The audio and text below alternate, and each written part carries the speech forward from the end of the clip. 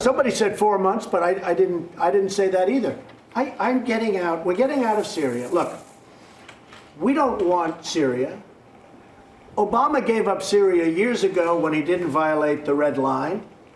I did when I shot 59 missiles in, but that was a long time later.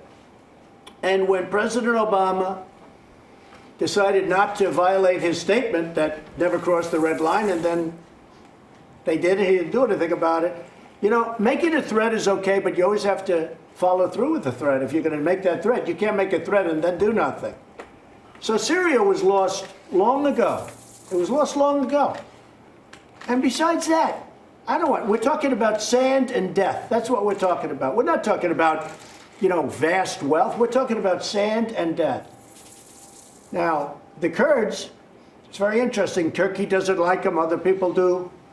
I didn't like the fact that they're selling the small oil that they have to Iran, and we asked them not to sell it to Iran.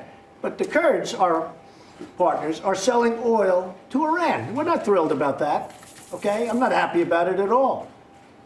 At the same time, they fight better when we fight with them. You know, when we send 30 F-18s in front of them, they fight much better than they do when we don't. And you've seen what's happened. But we want to protect the Kurds, nevertheless. We want to protect the Kurds, but I don't want to be in Syria forever. It's sand, and it's death. And when we kill ISIS, if we don't, now everyone says, oh, then they'll come to our country. Well, that's possibly true, a very small percentage. But you know where else they're going? To Iran, who hates ISIS more than we do. They're going to Russia, who hates ISIS more than we do. So we're killing. And then I read, when we pull out, oh, Russia's thrilled. Russia's not happy. You know why they're not happy? Because they like it when we're killing ISIS, because we're killing them for them. And we're killing them for Assad. And we're killing ISIS also for Iran. And just while we're on Iran, because, you know, people don't like to write the facts. Iran is a much different country than it was when I became president. Iran, when I became president, I had a meeting at the Pentagon with lots of generals. They were like from a movie, better looking than Tom Cruise and stronger. And I had more generals than I've ever seen. And we were at the bottom of this incredible room. I said, this is the greatest room I've ever seen. I saw more computer boards than I think that they make today. And every part of the Middle East and other places that was under attack because of Iran. And I said to myself, wow. I mean, you look at Yemen, you look at Syria, you look at every place. Saudi Arabia was under siege. They were all, I mean, they wanted Yemen because of a long border with Saudi Arabia. That's why they're there, frankly. But every place was under siege. And I actually asked the question, how do you stop these people? They're all over the place. They had plenty of money. President Obama had just given them $150 billion. He just gave $1.8 billion in cash. I'm still trying to figure that one out, Mick. Gave $1.8 billion in cash. Plane loads of cash. I mean, cash from 5 different countries. You know why from 5 different countries, Jeff? Because we didn't have enough cash in the tri-state area to give them $1.8 billion. So they had to use the currency of other countries. That's the real reason. So with all of that being said, I did something called terminate the horrible Iran nuclear deal, which, by the way, in 8 years gives Iran the legal right to have nuclear weapons, okay? I did it. Iran is no longer the same country. Iran is pulling people out of Syria. They can do what they want there, frankly, but they're pulling people out. They're pulling people out of Yemen. Iran wants to survive now.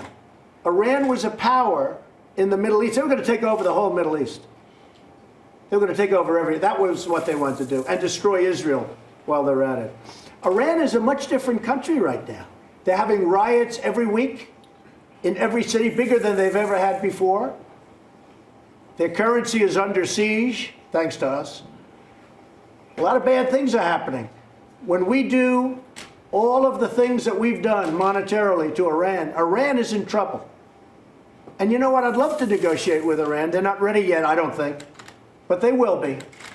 But Iran is a much different country right now, Jeff, than it was when I took over. When I took over 2 years ago, Iran was going to take over the Middle East and who knows what, and they were going to have all the nuclear weapons they wanted in a very short period of time because of that stupid deal. When I terminated that deal and then did what I had to do, Iran is a much different country today than it was 19 months ago. That I can tell you. You just say, though, on the timetable for withdrawing troops, do you think it's... I think it's just over a period of time, but we're withdrawing.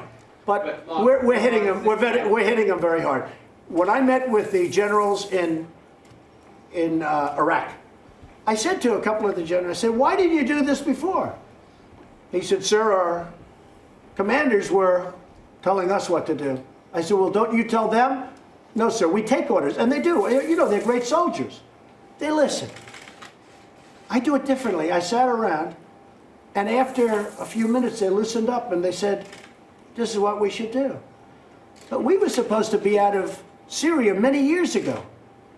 If you remember, we went to Syria for some spot hits. And that was 5 years ago, and we never left. I don't want to be in Syria. I go to Walter Reed Hospital, and I see soldiers that are so badly injured and hurt. I don't want that. I don't want it.